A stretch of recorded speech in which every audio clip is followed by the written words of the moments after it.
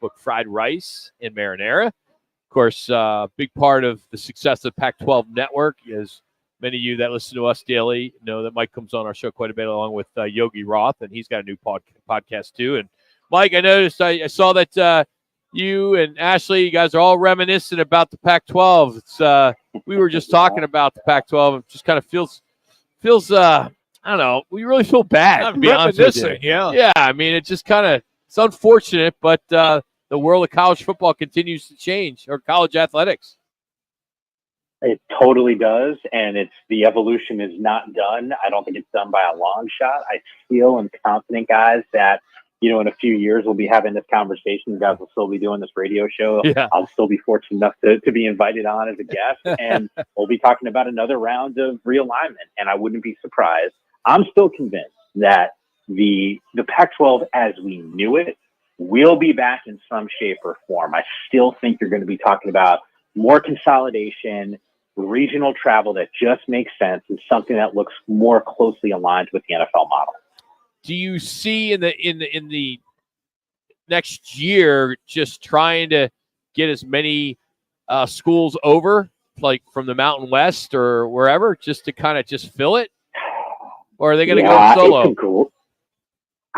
It's a great question. I've seen some comments from Teresa Gould, who's now the new commissioner of the conference, speaking on that subject. And I think most of us, the low-hanging fruit is, just take some of these Mountain West schools and make it work. I don't know if I'm sold on that. And maybe there's something to it. I think it goes both ways. Like, what's the value for Oregon State and Washington State that they get from having some Mountain West schools come to the conference? And I think, if it's sort of like this reversed merger where those two schools go in, is there a dramatic bump in the television revenue that comes with those two universities? And I don't know if the answer is a dramatic increase, which then begs the question, like, why are we doing this?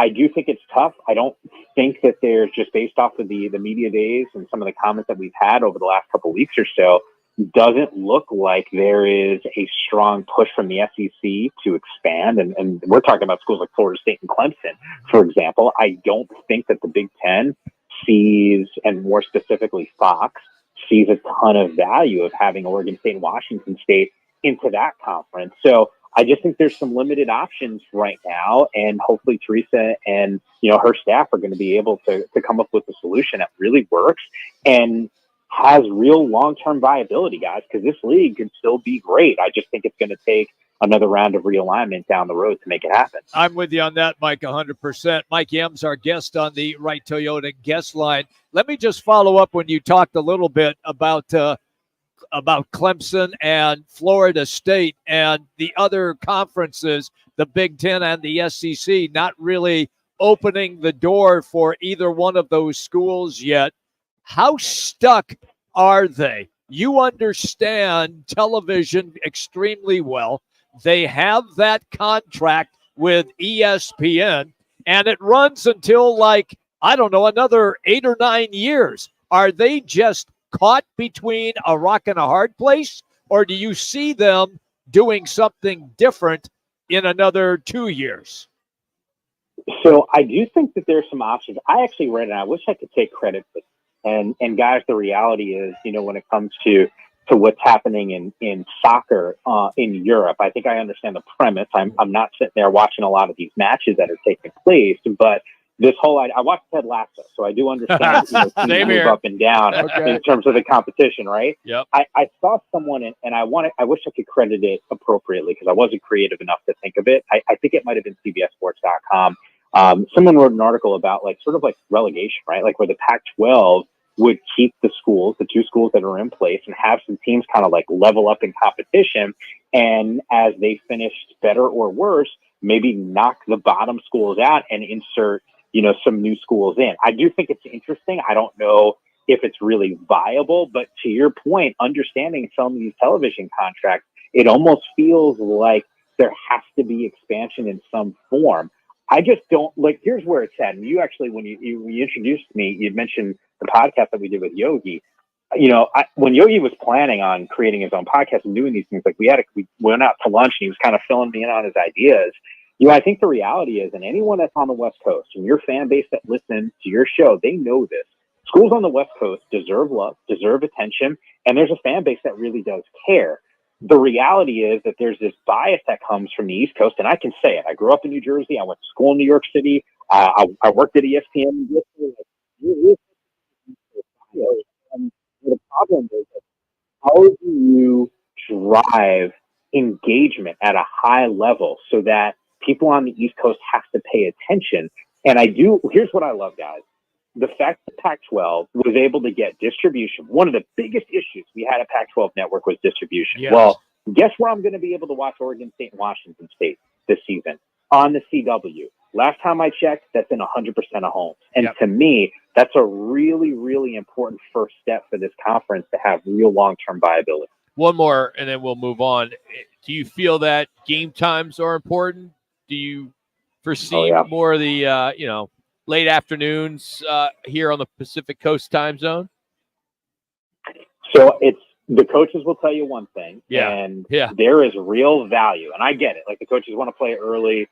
Waiting around on a Saturday is not fun for anyone, but there is real value, guys, from a television perspective, having those West Coast windows. People used to fight Larry Scott on this a lot, and they would say, well, travel's really tough. Well, last time I checked, we got student athletes at Cal and Stanford going from the West Coast to the East Coast of the country. We got UCLA and USC students going from the West Coast to the East Coast. Suddenly, travel is less of an issue when the finances work in your favor. The reality is your numbers will be bigger from a television perspective if you are on later at night on the West Coast, because you are the only game in town. Right. The problem is it's not always the East Coast eyeballs that will be on those games on the West Coast. And I think that's where it becomes a dicey situation and a problem that's hard to solve. But the TV networks love those windows. All right. Let's get right to it. Back Together weekend is the 27th to the 28th. That's what everybody's waiting. That's what everybody's waiting for, Mike. NFL Network, 24/7 coverage. Do you feel it? I mean, is it like the day before the first day of school? I mean, what is going on now? I mean, I know there's still a lot of coverage. Texans reported yesterday. Yeah. The Bears are next, and then, of course, the Hall of Fame game. But is it a big week of preparation for something like that? Yeah. Do I feel it? I wish I could, if this was a video, I'd turn my camera on. You could see my computer screen and all the football tabs that are open on my browser right now. So yes, absolutely feeling it. Get ready for it. I cannot tell you guys how excited I am for this to finally get here. I mean, basically right off the draft, I was like, can we get the season started up again? So yeah.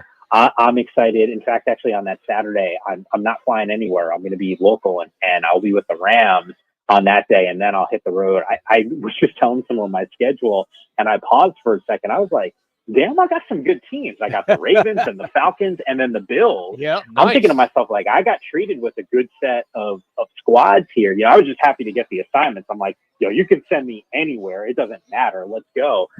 But there's some great storylines this upcoming season. And, the one thing that we've seen in the NFL every single year is, parity in this league. And some teams that maybe didn't finish so strongly last year, new sense of optimism. Maybe they help themselves out in the draft, but have an opportunity to start fresh again.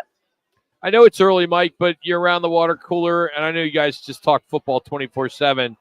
Just when the team comes up, Arizona Cardinals, what is some of the responses? What are people discussing about this team? I think there are people that are going to look at the Arizona squad from an outsider's perspective. You guys are micro because you're in the weeds, looking at every transaction, every signing, being at practice, understanding the inner workings of it. I think sometimes when it's a micro thing, it's harder to see sometimes the bigger picture. And I think the big picture is this organization looks like they're better right now on paper than they were a year ago. And you got to feel good about that. The issue is the NFC West, because I feel good about the Rams. I feel good about the San Francisco 49ers. I feel good about Seattle. And I think competing in that division is really difficult. I really hope Kyler is the Kyler Murray that we saw a couple of years ago, where he's electric on the field, dynamic as a playmaker, and can be a real catalyst to this team. But I thought they did well in the draft. It was almost hard not to. I felt like, every few picks, it was Arizona back on the clock. They had a ton.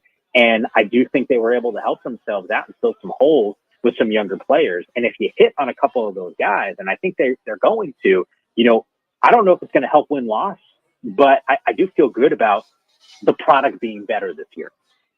Mike Yam is our guest, NFL Network. He's excited because the camps are indeed opening up. Let me follow up then with what you just talked about.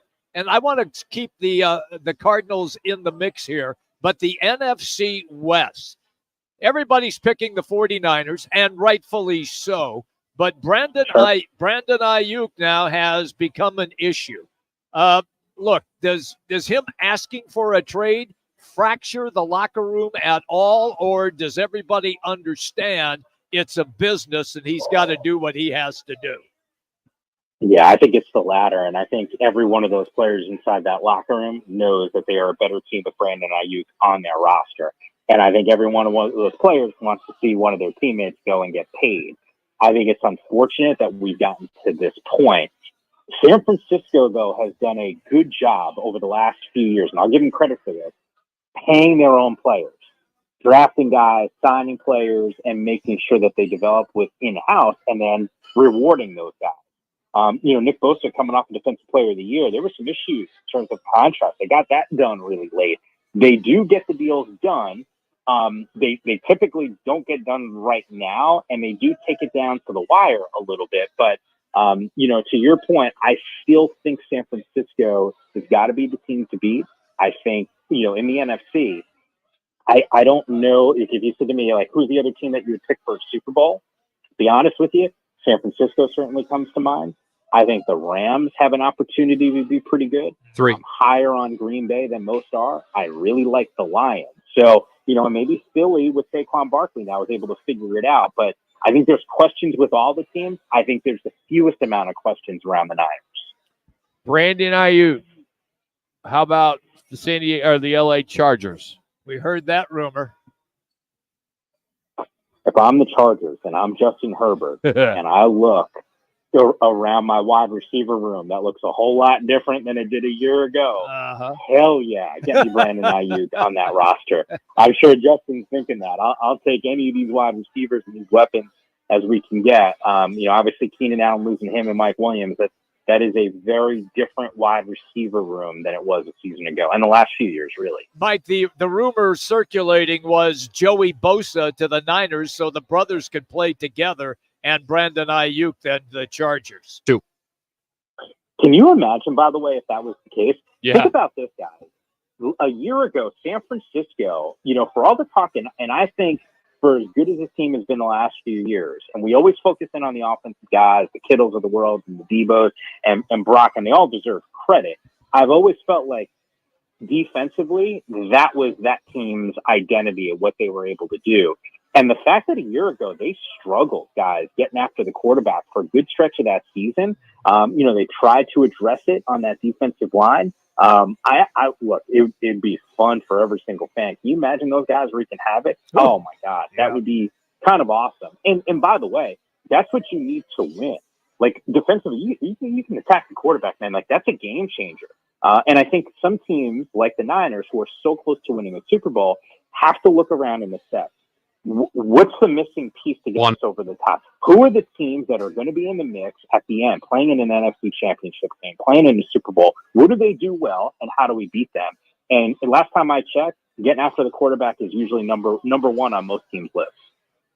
Mike, thank you as always. I know you're getting ready to get in the weeds and get after it, so thanks for making some time this week. We appreciate you. Thank you.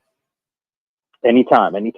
That's NFL Network anchor, studio host Mike Yam getting ready as they are going to be turning it up big time on the NFL Network, as we're all excited to see. You can follow him on Twitter at Mike_Yam. So appreciate him making some time. Today's brought to you by the CAZ Sports Book there in Casino, Arizona. Check it out. 3 live betting windows, 6 self-service betting kiosks, plus 6 screens displaying all the betting odds. So coming up, we need a contestant to challenge one of the beautiful Twin Peaks girls here from the Scottsdale location Nothing really going on today, so we got some picks for tomorrow. We're going to do D-backs at Cubs, Summer League Bucks and Suns, and then Arena Bowl 33, Albany versus Billings. Those will be your 3 picks. We'll take it off the air. Take the 5th caller at 602-260-9191.